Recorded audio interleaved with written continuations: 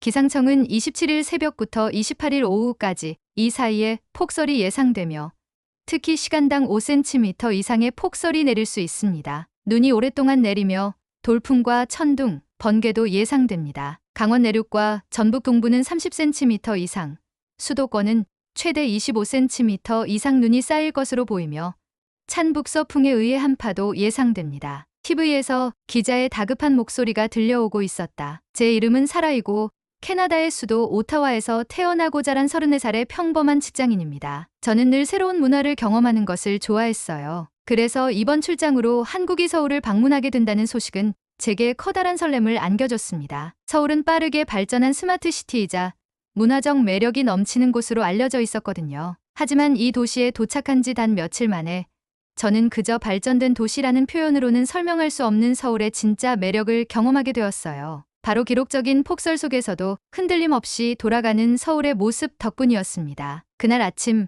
호텔 커튼을 열었을 때 저는 잠시 말문이 막혔습니다. 밤새 내린 폭설로 도시는 완전히 하얗게 뒤덮여 있었죠. 눈은 여전히 굵은 송이로 내리고 있었고 거리의 나무와 건물들은 마치 동화 속 풍경처럼 변해 있었습니다. 그런데 저는 곧 불안감에 휩싸였어요. 제 고향인 오타와에서도 겨울이면 자주 폭설이 내립니다. 하지만 그런 날은 도로가 눈에 막히고 대중교통은 거의 멈춰서고 사람들은 그저 집에 틀어박히는 게 일상이죠. 그래서 저는 오늘 일정이 다 망했구나라는 생각에 한숨부터 나왔습니다. 하지만 놀라운 일이 벌어졌어요. 도심 한가운데 있는 호텔 창문 너머로 본 서울의 모습은 제가 예상했던 혼란과는 완전히 달랐습니다. 거리에서는 이미 제설 차량이 바쁘게 눈을 치우고 있었고 사람들이 눈 속에서도 차분하게 움직이는 모습이 보였어요. 자동차들은 천천히지만 질서정연하게 도로 위를 달리고 있었고 심지어 눈 덮인 버스 정류장에는 사람들이 차례를 기다리며 줄을 서 있는 게 보였습니다. 이 모습에 저는 순간 의아한 마음과 함께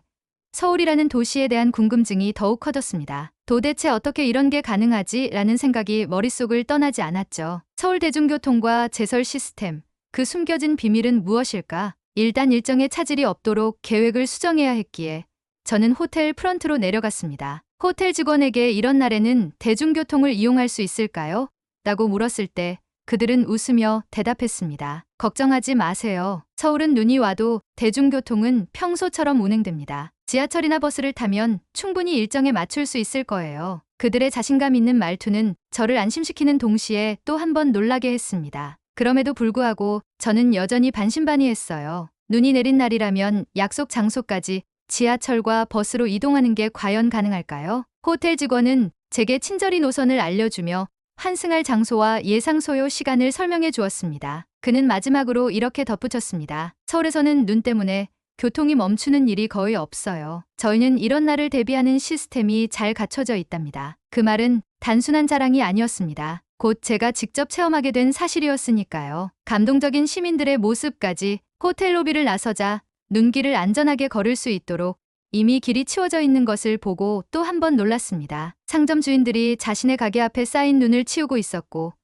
이웃끼리 함께 도와가며 보행로를 정리하는 모습이 여기저기에서 보였습니다. 환경요원들도 새벽부터 분주히 움직이며 도로와 인도를 깨끗하게 만들어주고 있었죠. 특히 한 장면이 아직도 기억에 남습니다. 부모와 아이가 함께 작은 눈삽을 들고 길을 치우고 있었는데 아이는 추운 날씨에도 마냥 신난 표정이었어요. 그리고 부모는 아이에게 이렇게 말하고 있었죠. 우리도 이렇게 작은 일을 하면 동네가 더 깨끗하고 안전해질 거야. 함께하면 더 좋은 세상이 될 수 있단다. 그 모습을 보며 저는 서울의 진정한 힘은 단순히 기술과 시스템에 있는 게 아니라는 걸 깨달았습니다. 이곳에서는 시민들이 서로를 위해 움직이고 협력하며 작은 배려를 실천하고 있었어요. 이제 남은 건 제가 직접 서울의 대중교통 시스템을 체험하는 일이었습니다. 저는 호텔 직원이 알려준 대로 지하철역으로 향했습니다. 그곳에서 저는 또 다른 놀라운 광경을 마주하게 되었습니다. 지하철역 입구로 들어서는 순간 저는 놀라움과 감탄을 동시에 느꼈습니다. 눈이 그치지 않고 쏟아지는 날씨였음에도 불구하고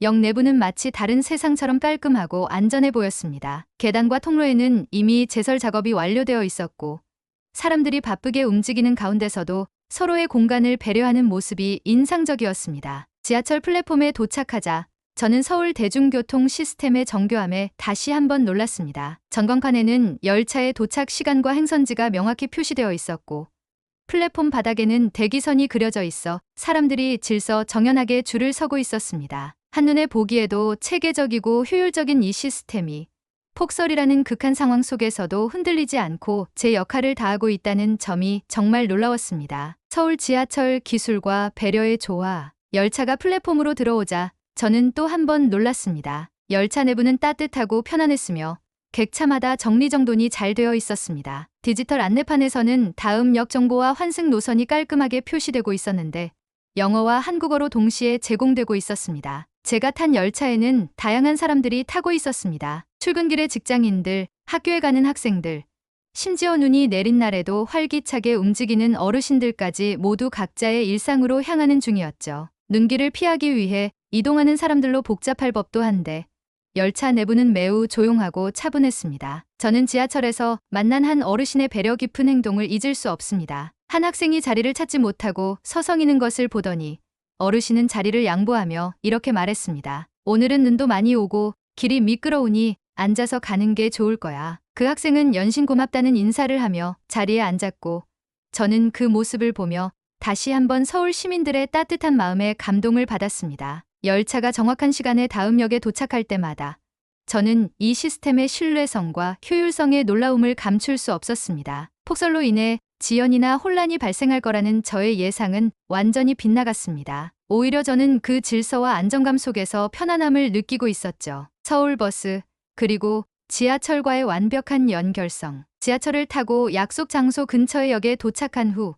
저는 다시 버스로 환승해야 했습니다. 사실 처음에는 환승이 복잡하지 않을까 걱정했지만 지하철과 버스의 연결은 매우 자연스러웠습니다. 역에서 나와 불과 몇 걸음 떨어진 곳에 버스 정류장이 있었고 그곳에는 각 노선의 실시간 도착 정보를 제공하는 전광판이 설치되어 있었습니다. 버스는 눈이 쌓인 도로를 조심스럽게 달리며 승객들을 태웠습니다. 기사님은 승객들이 안전하게 승하차할 수 있도록 버스를 정확히 정류장에 정차시켰고 눈으로 미끄러울 수 있는 계단에서는 한 발 한 발 조심스럽게 움직이도록 안내하셨습니다. 버스 내부에서도 친절함은 이어졌습니다. 승객들끼리 서로 자리를 양보하거나 큰 짐을 든 사람을 도와주는 모습이 곳곳에서 보였습니다. 특히 한 장면은 제 마음에 오래 남았습니다. 한 중년 여성이 무거운 가방을 들고 승차하자 옆에 앉아 있던 청년이 자리에서 일어나 이렇게 말했습니다. 짐이 많으시니 여기 앉으세요. 저는 조금 서 있어도 괜찮아요. 그 여성은 고맙다는 말과 함께 자리에 앉았고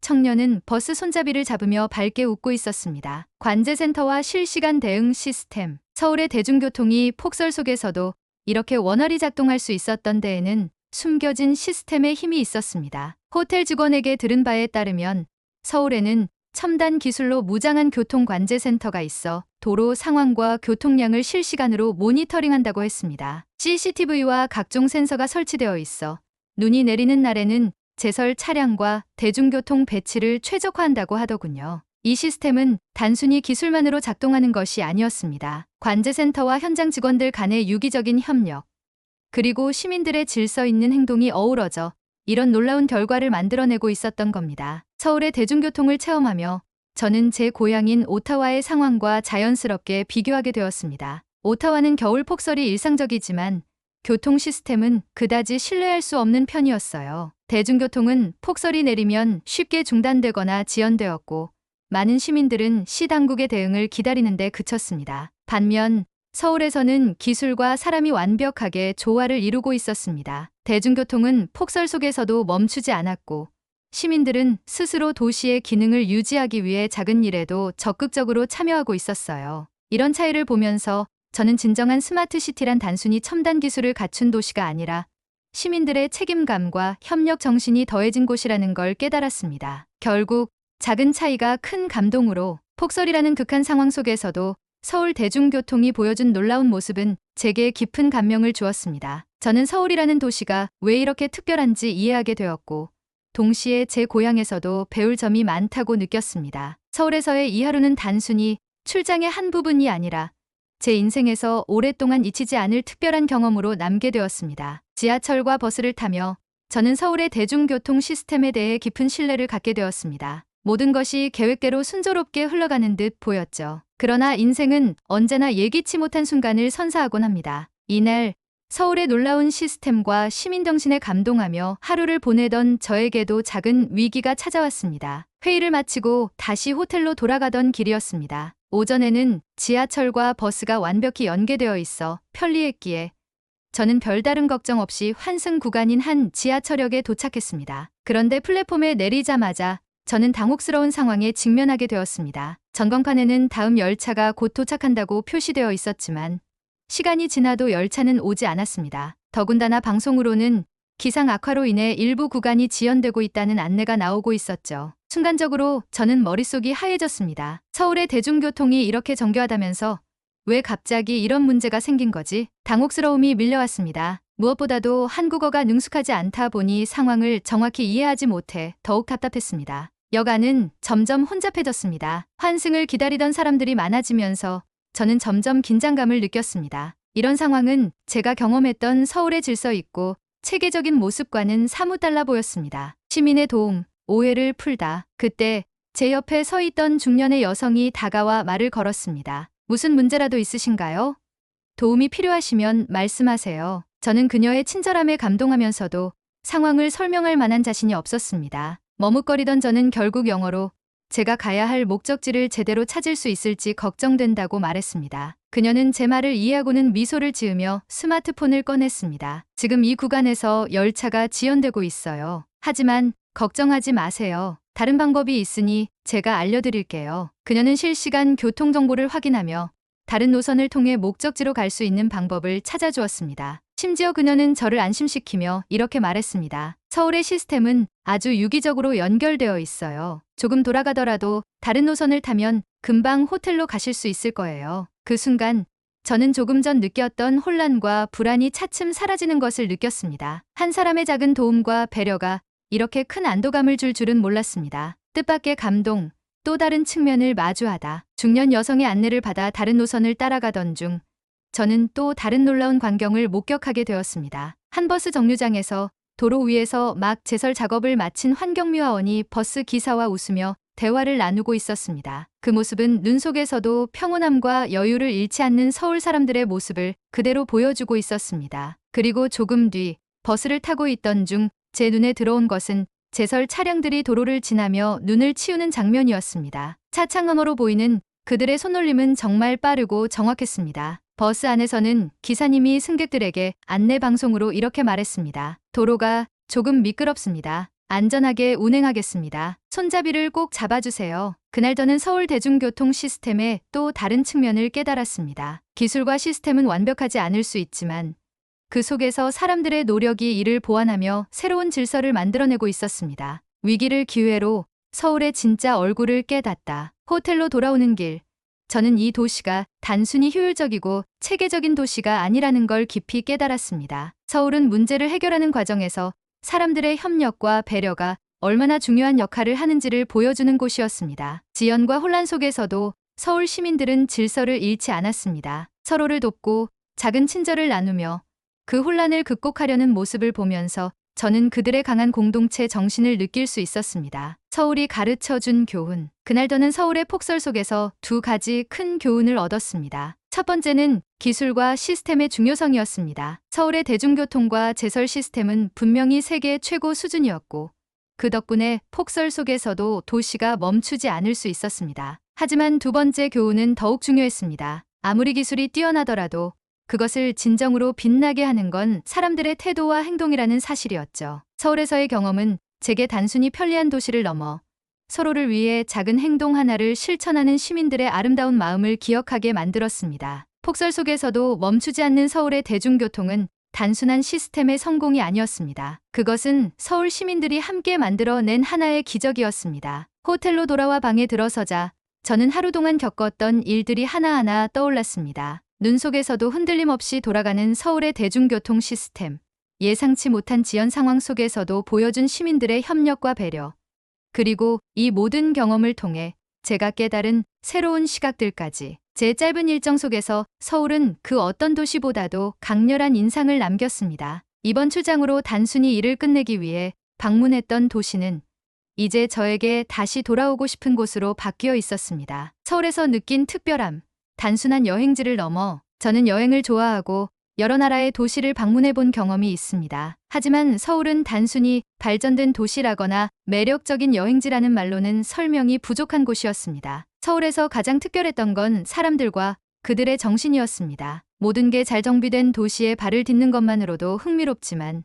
그 안에서 사람들의 마음을 느끼고 그들이 만들어내는 따뜻함을 경험하는 것은 전혀 다른 차원의 감동이었습니다. 예를 들어 폭설이 내린 날에도 환경미화원들은 아침부터 길을 치우며 도로를 깨끗하게 만들었고 시민들은 각자의 위치에서 서로를 위해 작은 배려를 실천하고 있었습니다. 아침에 봤던 부모와 아이가 함께 눈을 치우는 모습은 저를 미소 짓게 만들었고 지하철에서 자리를 양보하던 어르신의 행동은 이 도시를 이해하는 데 큰 힌트를 주었습니다. 서울은 그들의 시스템과 시민 정신이 조화를 이루며 작동하는 도시였습니다. 폭설이라는 극한 상황 속에서도 도시가 유지될 수 있었던 건 기술과 함께 서로를 배려하는 마음 덕분이었죠. 이 경험은 저로 하여금 자연스럽게 제 고향 오타와와 비교하게 만들었습니다. 오타와 역시 겨울에는 폭설이 일상이지만 시민들 간의 협력보다는 시 당국의 대응에 의존하는 경우가 많습니다. 그래서 폭설이 내리는 날이면 종종 대중교통이 마비되거나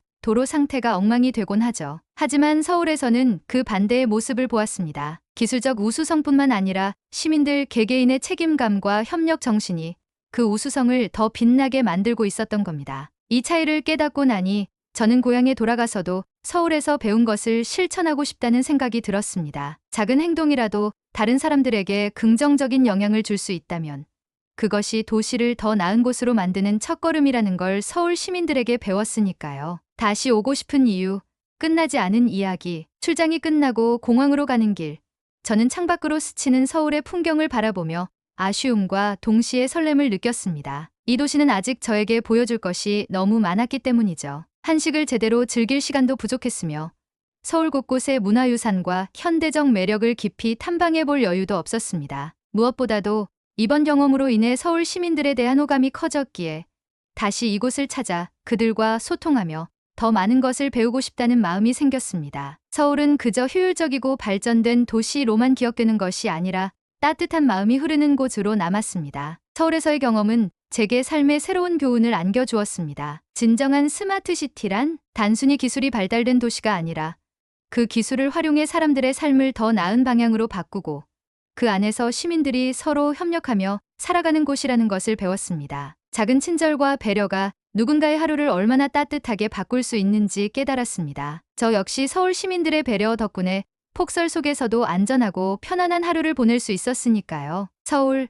앞으로도 계속 특별할 도시. 이 경험 이후로 저는 서울이 단순히 한번 방문하고 끝낼 도시가 아니라 언제든 다시 찾아가고 싶은 곳이라는 확신을 갖게 되었습니다. 서울은 제게 새로운 시각과 영감을 주었고 이곳에서의 모든 순간은 제가 살아가는 방식에 긍정적인 영향을 미쳤습니다. 그래서 저는 마음속으로 다짐했습니다. 다시 서울을 방문할 때는 출장이나 일 때문에 오는 것이 아니라 이 도시를 더 깊이 경험하고 사람들과 더 많이 교류하며 서울이 가진 매력을 온전히 느낄 수 있는 여행으로 돌아오겠다고요. 감사의 마음과 메시지, 여러분도 서울에 가본 적이 있나요? 만약 아직이라면 저는 진심으로 이 도시를 추천합니다. 서울은 단순히 볼거리가 많은 관광지가 아니라 기술과 사람, 그리고 배려가 어우러져 살아 숨쉬는 특별한 곳입니다. 서울에서의 하루는 제가 평생 기억할 값진 추억이 되었고 앞으로도 제 삶의 일부로 남을 것입니다. 오늘 이야기를 통해 여러분도 서울의 매력을 느끼셨길 바랍니다. 구독과 좋아요, 그리고 댓글로 여러분의 생각을 나눠주세요. 그리고 꼭 한번 서울에 방문해 보세요. 이곳에서 여러분만의 특별한 순간을 만날 수 있을 테니까요.